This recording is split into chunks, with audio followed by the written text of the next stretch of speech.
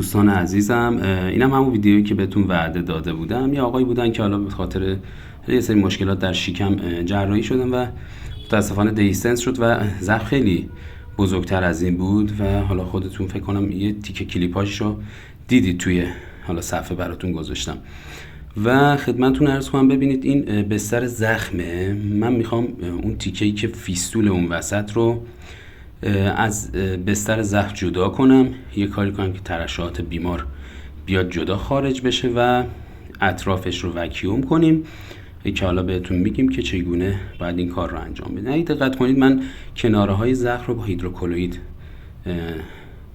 براتون سیلش کردم و خب خیلی چیز مهمیه. ببین لایه به لایه من دارم از اون پایین زخم میام، یه فوم کوچیک گذاشتم، بعد یه لایه بزرگتر فوم میذارم که اطراف زخم باید وکیوم بشه دیگه. این فونل باید یه جوری قرار بگیره که بشه اون فیستول ازش بیاد بیرون که ما توی این فضا رو انگاری ایزوله کنیم و بتونیم بهش کیسه کلوستومی رو وصل کنیم که خب توی حالا ایران ما فونلای تخصصیش نیستش که حالا بعداً ما براتون حتما تهیه‌اش میکنیم اگه بخواین و آموزش کاملشون هم که خود بنده میتونم بدم براتون. فقط چیزی که خیلی مهمه اینه که من از یک درن هموگ الان استفاده کردم و درن هموگ خودتون دارید میبینید دیگه. اون شیارهایی که داره رو من اولا که از پایین سوراخش کردم، هر دو طرف سوراخش کردم و خیلی راحت اومدم ازش استفاده کردم به عنوان یه فونل یعنی قیف. خب حالا یه سری چیزای دیگه هم هست به اسم استرایپ که اصلا الان حالا بحثش اینجا نیست، بعداً براتون قطعا توضیح خواهم داد. ببین کاری که من دارم میکنم اینه که اون فضا رو از اطرافش هر جوری که هست ایزوله کنم و باید حالا من فکر کنید اصلا خمیر هم نداشتم، اصلا خمیری نداشتم و فقط هیدروکلوئید داشتم، کاملا به صورت استریل دارم کار رو انجام میدم و چیزی که مهمه اینه که اون فضا جوری باید فیکس بشه که فیستول دوباره پس نزنه که از اطراف زخم دوباره کثیف بشه. خب حالا هیدروکلوئیدهای دو طرفه‌ای هست که حالا استفاده میشه ولی خب ما نداریم، ما هیدروکلوئید یه طرفش هم هیدروکلوئید معمولی یه طرف چسب رو داریم استفاده میکنیم.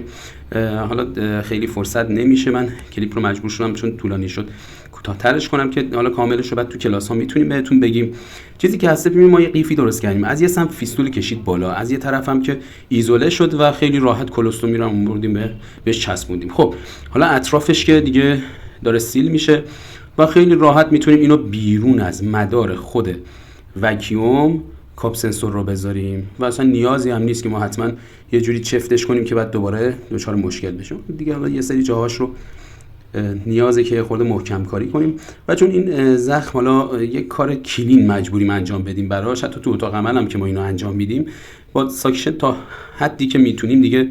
حالا ترشحات رو ما ساکشن میکنیم تا جایی که بتونیم استریل باید کار کنیم ولی خب نمیشه، این مریض اونقدر ترشحات زیاد داشته و اینها که اصلا واقعا نمیشد 100% استریل کار کرد. ولی خب کلا تکنیک وکیوم یک کار استریل هستش. خب همون یه چند تا از این چسبامون استریل، از یه جایی به بعد دیگه نه و کار تمیز رو میخوام انجام بدیم و بیرون از این صفحه من میخوام اینجا رو فیکس کنم که حالا هم پوست سیل بشه، همین که یه تیکه از فوم رو بگیرم بذارم به طور غیر مستقیم خیلی راحت بتونیم وکیوم رو براشون انجام بدیم. ببینید جنس این فونل در حقیقت هموگ از جنس آخه PVCه ولی فونل های اصلی از جنس دیگه ای هستش که اونم بهتون توضیح میدیم.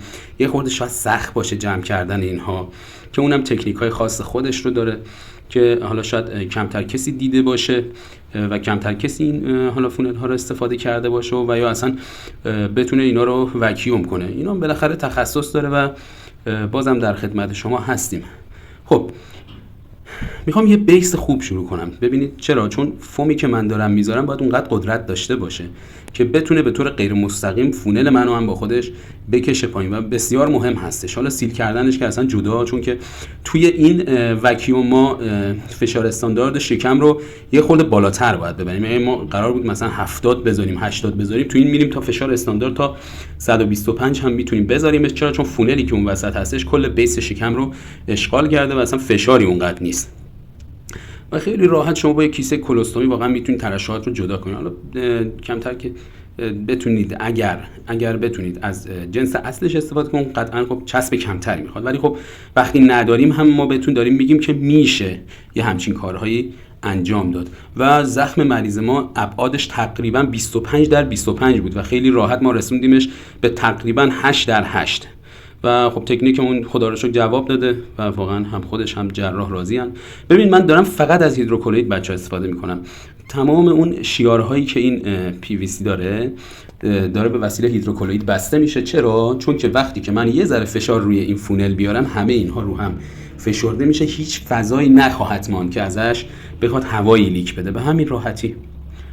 و خدا رو شکر خیلی هم راضیه، قشنگ وکیوماش معمولا تا 3 یا 4 روز هم میمونه و مشکلی تا حالا نداشتیم. فقط این که خدمتتون عرض کنم که یه تیکه‌ای که اول ویدیو ما گذاشتیم، اگه دقت کنید من به بیمار گفتم سرفه بزنه که فیستول خودش اومد داخل فونل ما. این بسیار مهمه که ما فیستول رو تا آخرین لحظه باید ببینیم بچه‌ها. چرا؟ چون اگه این کار رو نکنیم عملاً فقط یه فضای بسته کوری درست کردیم که خب ما که نمیدونیم، اون میره خیلی راحت فوم رو هول میده، ترشحات داخل روده که اگر تازه مریض MPO هم باشه، چون که کلوستومی درستی نشده، لااقل تا 1.5 لیتر صفرا ممکنه در روز ترشح کنه. خیلی راحت مطمئن باشید باعث میشه که از اون کنارها نشت کنه و خب خراب کنه کار ما رو. پس ما بیایم حتما کار رو اصولی انجام بدیم. خب اینم که دیگه کاپ سنسوریه که در این حالا محل ما میخوایم بذاریمش.